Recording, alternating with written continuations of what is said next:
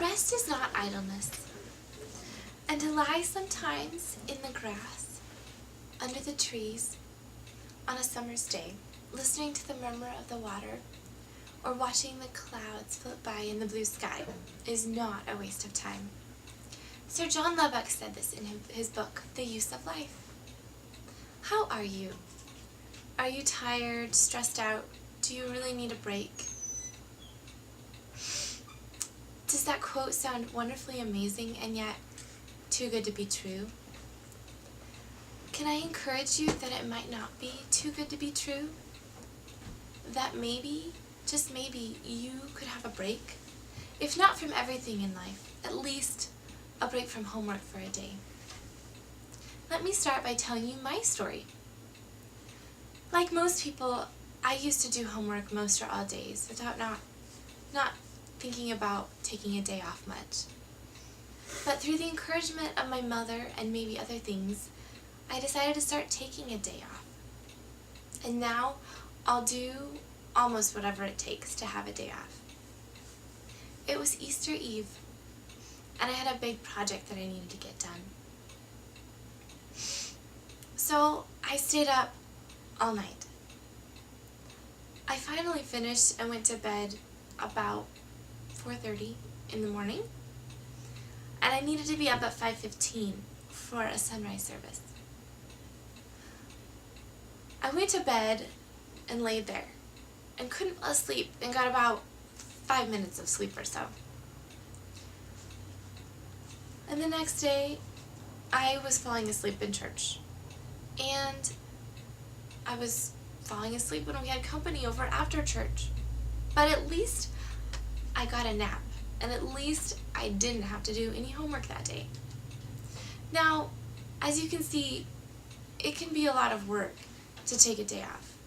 In fact, it can make you do really silly things, like staying up really late and losing most of your sleep for the day. I'm not condoning doing overly silly things, but I will say that it's totally worth it to have a day off, and that you'll do almost anything to have a day off once you start doing it, hopefully. Now, you may say that's great for you, Naphtali, but not me. I'm too busy. Thank you to everyone who responded to my surveys on the discussion board. One of the most popular reasons for not taking a day off was that I don't have time to take a day off. And that's totally a legitimate reason. But I have a question.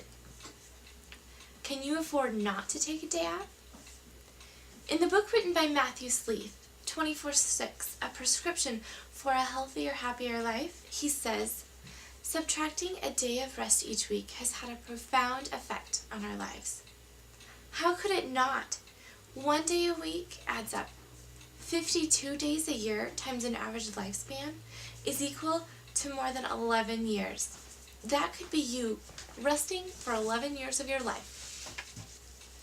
Now, lest you become discouraged because you don't have time, let me give you some suggestions on how you can take a day off. My mom and I were brainstorming, and she suggested, she raised the question of how many hours a day how many hours of homework do you get done on, say, Sunday?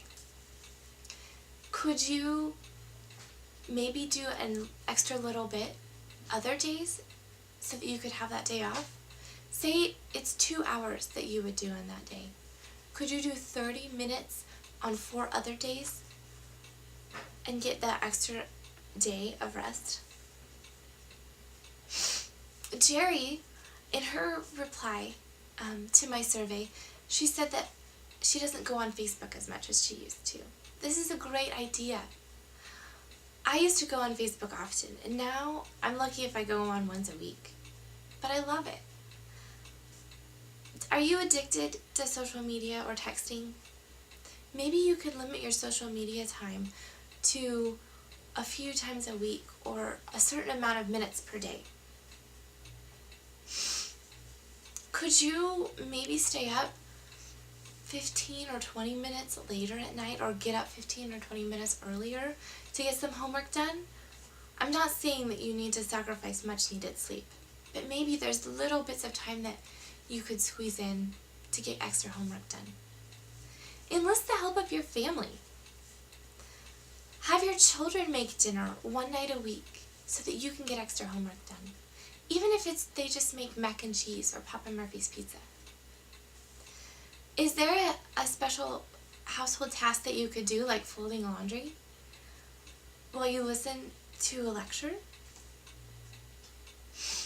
Enlist the help of your family or your roommate and have them read with you one of your weekly readings that you're assigned. For social time, go on a study date with another friend who's in college. You can set an amount of homework that you want to get done, and once you get it done, spend 45 minutes chatting about life while you eat chocolate or coffee cake. If you're still skeptical, consider this. Why is it important to take a day off? God took a day off. Genesis 2:3 says, "So God blessed the seventh day and made it holy, because on it God rested from all his work that he had done in creation." Now you don't have to take any certain day off. God rested on the seventh day. I rest on the first day. You could rest on the third day or the fifth day or whichever day you choose. Another reason to take a day off is to be restored. Walter Hampel wrote in an article in 2004 in the Ashland Theological Journal. The article is called "The Changing Face of Christian Responsibility Over Time." In part of the article, he talks about Jesus healing on the Sabbath and how the Pharisees thought that you should heal on any day but the Sabbath. Walter, in his article, says, "The healing and restoration which God brought was something, which Christ brought, was something to be particularly done on the Sabbath, a day not only commemorating God's rest after creation, but a true rest which embodies restoration with God." Another reason to take a day off, for less stress in your life. Imagine a whole day where you don't have to do homework and you can do other things. You could even forget that you have homework. Another reason, for time with God and with your family. Think of all that time that you were doing homework that you're now free to spend time with your family and spend time with God and maybe do a project that you couldn't have done otherwise because you were doing homework. But maybe, despite everything you've tried, you can't take a day off. Maybe you've tried all these suggestions and it just doesn't fit into your schedule. Please take heart. Maybe try writing out a list of everything that you do in a week. Maybe there's something that you could leave out or maybe do differently. Maybe you only have time to take 2 hours a week for yourself, but do it and do something that you love. Or try taking a day off once a month. Whatever you do, please take time for yourself and for God. Hopefully, you've learned a trick or two on how to take a day off and how to fit a little bit more homework into your daily schedule. Hopefully, you've seen that it's good to take a day off. And hopefully, you'll consider taking a day off to be less stressed and spend time with God and with your family. Enjoy!